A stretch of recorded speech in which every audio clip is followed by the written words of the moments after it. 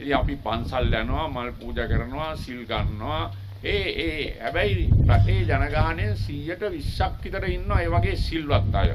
අති බහුතරයක් කොච්චර බණ ඇහුවත් උදේ රෑ ගුවන් විදුලියේද රූපවාහිනියේද අතේ තියෙන ෆෝන් එකෙන්ද ඒ මොනවා කරුවත් හැබැයි ඒගොල්ලන් වෙන පැත්තකට තමයි ගිහිල්ලා තිබෙන්නේ. මේක ඉතින් මේ නව තාක්ෂණික ලෝකයේ නව පරපුර වෙනත් ලෝකයකට වෙනත් පැත්තකට තමයි ඇදගෙන යන්නේ. අපේ ස්වාමීන් වහන්සේ දේශනා කළා මේ IT පිළිබඳව AI පිළිබඳව. එතකොට ඒකම මම ඒකට එකතු කරන්නම් ඩිජිටල්. එතකොට IT ඩිජිටල් AI මේ ඔක්කොම ඇතුලේ බුදුදහම අපේ සංස්කෘතිය ඉතිහාසය අපේ සભ્યත්වයේ සාර ධර්ම ඔක්කොම මේකේ තියෙනවා. හැබැයි අපේ දරුවෝ ඔය අතේ තියෙන ෆෝන් එක ගත්තාම ලැප්ටොප් එකක් ගත්තාම ඒ පැත්තට ඇඟිල්ල දික් කරන්නේ නැහැ. මේ ඇඟිල්ල ගහන්නේ මේ ඇඟිල්ල තියන්නේ වෙනත් ඒවට තමයි.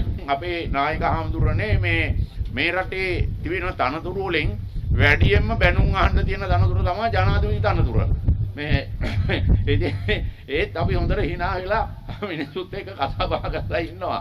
ඉතින් ඒක කවුරු ජනාධිපති වුණත් ඒ විදිහට තමයි. මොකද 2 කෝටි 30 ලක්ෂයක් විතර දැන් පැනලා තියෙනවා. ඒක නිසා ඉතින් එක එක්කිනාගේ එක මදහස් විද්වතුන් ඉන්නවා, නොඑක් මට්ටමේ අධ්‍යාපන මට්ටම් වල අය ඉන්නවා.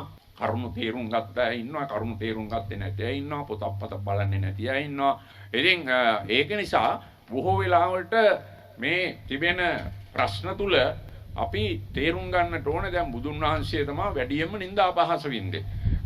එතකොට උන්වහන්සේට තමයි ගල් පෙරළුවේ. ඒක නිසා පංචානන්තරේ කර්ම කරගන්න සිද්ධ වුණා මේ දේවදත්ත රහතන් වහන්සේට.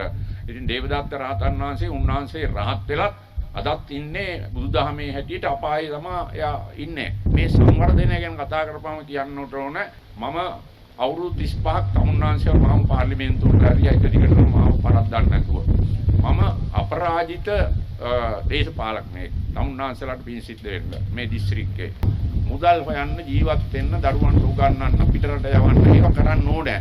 හැබැයි ඒවා අසීමිත විදිහට ඒවට ගියොත් නොයෙකුත් වැරදි හේතුල සිද්ධ වෙනවා. නීති විරෝධී දේවල් නොයෙකුත් ජාවාරන් නොයෙක් දේවල් සිද්ධ වෙනවා. ඒක නිසා භෞතික සම්පත් සංවර්ධනය වගේම තමන්ගේ පෞල් ජීවිතය හොඳ කරගන්න එක, දරුවන්ට හොඳට උගන්වන එක, පුළුවන් නම් පුංචි කාර් එකක් ගන්න එක, ට්‍රැක්ටරයක් ගන්න එක, මොටර් සයිකලයක් ගන්න එක හරි. ඒක ගෙදරකට අවශ්‍ය දෙයක්. හැබැයි ඒ සීමාවෙන් එහා යන්න ගියාම සල්ලි හොයාගෙන එක දිගටම යන්න ගියාම වෙන්නේ මොකද්ද දන්නේ කොහෙන්ද නවතින්නේ කියලා. හුඟක් දුරට හුඟක් අය නවතින්නේ හිරේ ගිහිල්ලා තමයි නවතින්නේ.